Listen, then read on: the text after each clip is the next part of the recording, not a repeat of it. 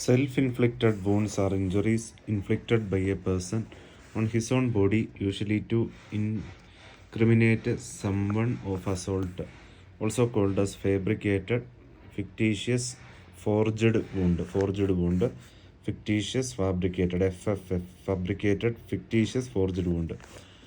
Features mostly incised wound, sometimes continuous. Stab wound, burns, and rarely laceration. Wounds are superficial, multiple, and parallel. Seen on left arm, shoulder, or left side of chest in right-handed person, and vice versa. Clothes are not cut or cut on cloth are not compatible with the nature of wound.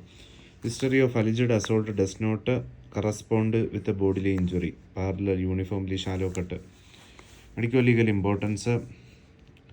Self-inflicted injuries may be produced by charge an enemy with assault or attempt at murder to make a simple injury appear grievous for higher punishment for assault, by assailant to pretend self-defense or change appearance of a wound which might connect him to crime.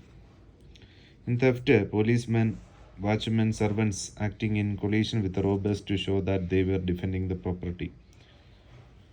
By a recruit to escape military services, by women to bring a charge of a rape against an enemy. Thank you.